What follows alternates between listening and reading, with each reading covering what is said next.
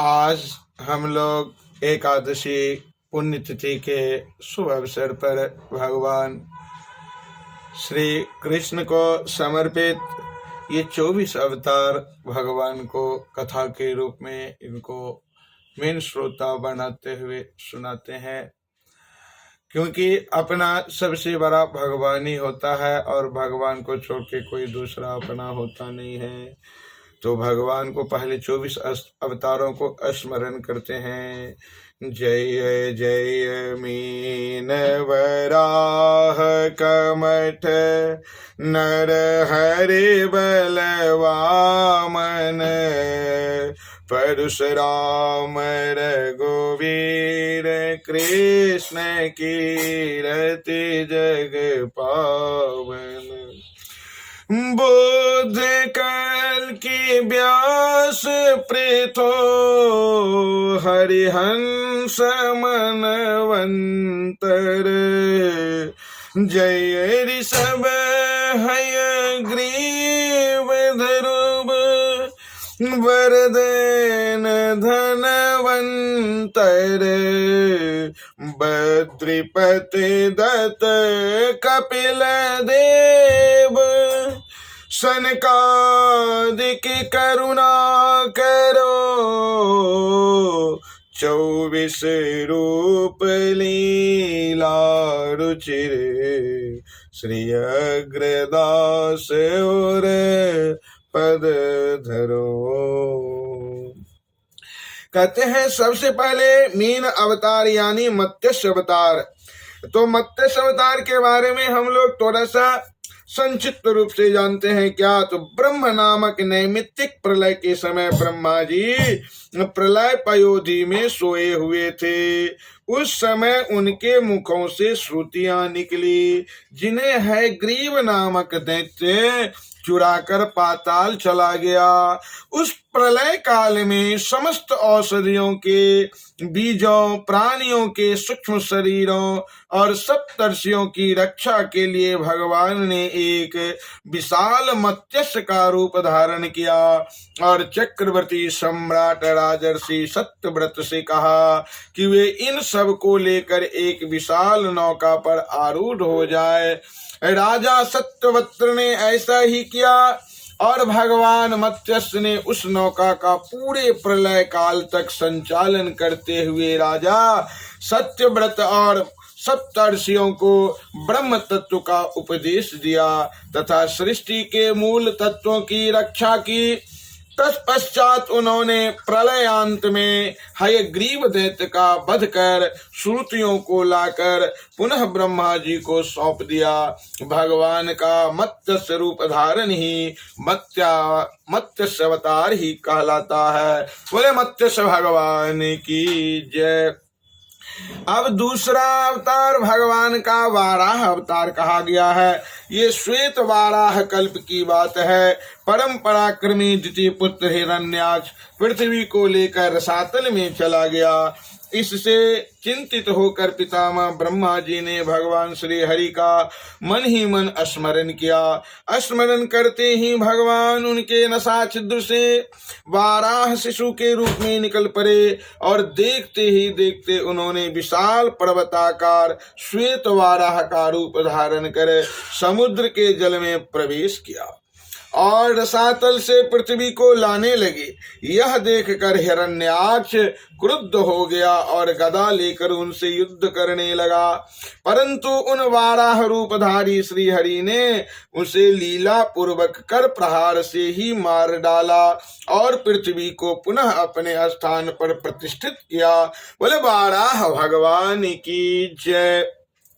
अब तीसरे अवतार कमठ या कच्छप अवतार कहते हैं। संपूर्ण सृष्टि प्रजापति भगवान कश्यप की संतान है। देवता और दैत्य भी उन्हीं के पुत्र हैं, परंतु तमोगुनी स्वभाव और बलपूर्वक स्वर्ग प्राप्ति की आकांक्षा के कारण दैत्य प्रायः देवताओं पर आक्रमण करते रहते थे। इन युद्धों में विजय श्री कभी देवताओं को तो कभी दैत्यों का वरण करते थे। बलि के दैत्याधिपति बनने पर मदोन्मत्त दैत्य ने स्वर्ग पर अधिकार कर लिया। पराजित निरुपाय देवता पितामह की शरण में गए। पितामह ने वेदवाणी द्वारा भगवान श्री हरि की स्तुति की और उनसे देवताओं को कष्टों का निवारण करने की प्रार्थना की। श्री हरि ने देवताओं को सलाह दी कि तुम लोग अपने बंधुत्व का स्मरण कराकर दैत्यों से संधि कर लो और अमृत का प्रलोभन देकर उनके साथ समुद्र मंथन करो। इससे तुम्हें अमृत की प्राप्ति होगी, जिससे पीकर तुम अमर हो जाओगे। श्री हरि की योजना के अनुसार देवताओं ने दैत्यों से संधि कर ली। अमृत पान के लिए वे भी समुद्र मंथन हेतु तैयार हो गए। नागराज बाष्की ने नेति और मंदराचल ने मथानी बनाकर स्वीकार कर लिया। जब समुद्र मंथन प्रारंभ हुआ तो आधारहीन मंदराचल समुद्र में डूबने लगा।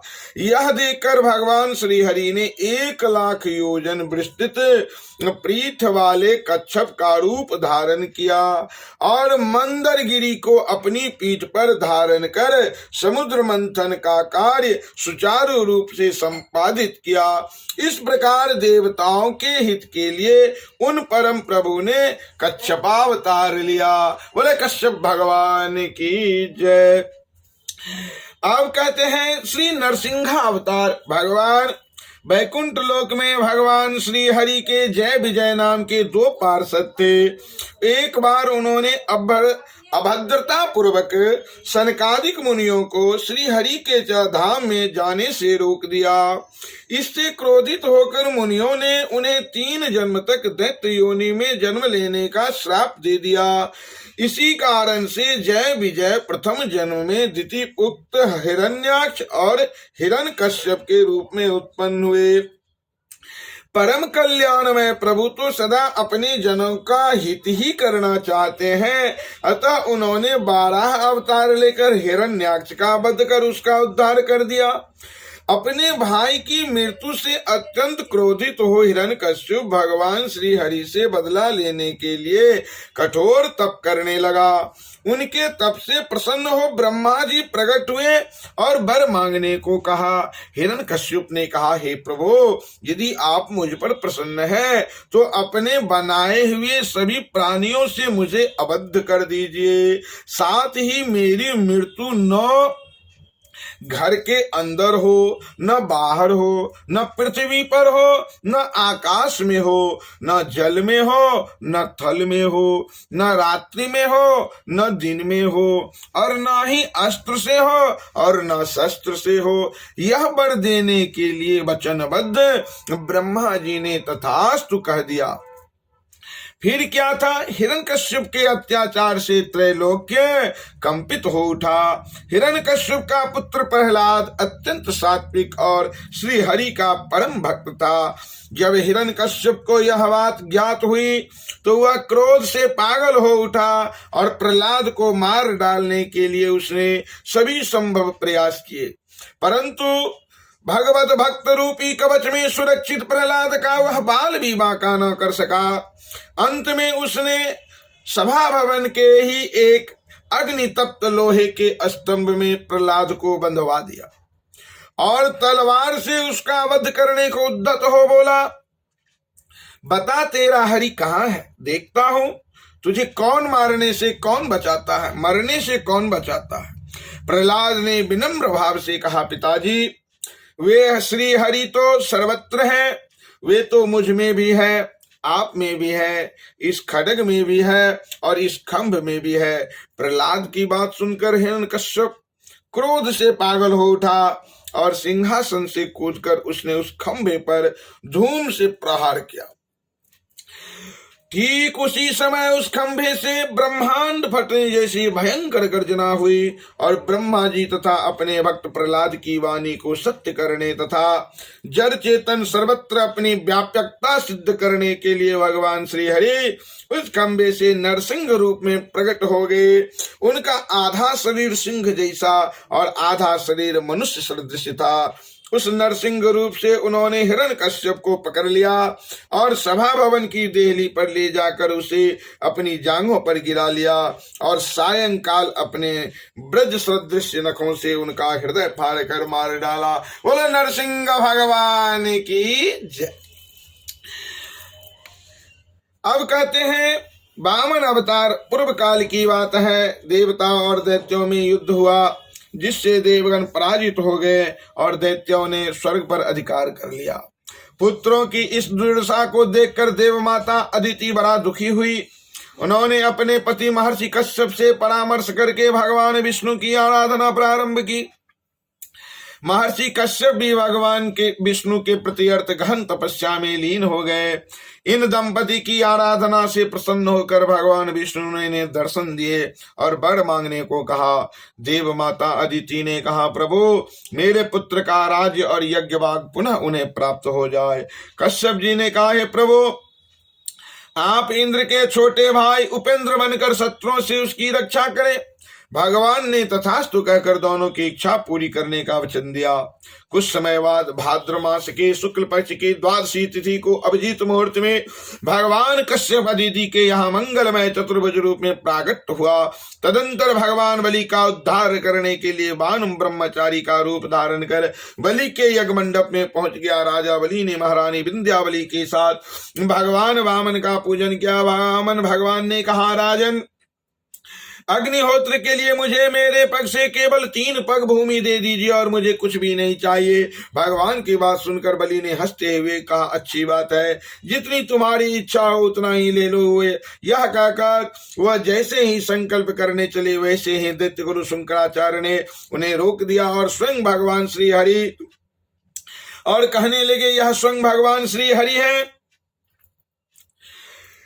और ये 3 पग में तेरा सारा ब्रह्मांड नाप लेंगे और तुम्हें राज से श्रीहीन कर देंगे। इस पर बलि ने कहा, जिनके लिए यज्ञ यज्ञादि किए जाते हैं वे भगवान विष्णु ही यदि स्वयं दान लेने उपस्थित हो तो मैं अवश्य दूंगा। शुक्राचार्य ने कहा, बलि को शाप दे दिया, मेरी आज्ञा का उल्लंघन करने के कारण तुम श्रीहीन हो जाओ।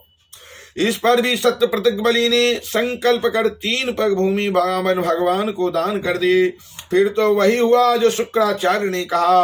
वामन भगवान ने अपने एक पग से संपूर्ण पृथ्वी, दूसरे पग से उसके सभी ऊपर के लोक नाप लिए, तीसरे पग के लिए बलि ने अपना सिर झुका दिया।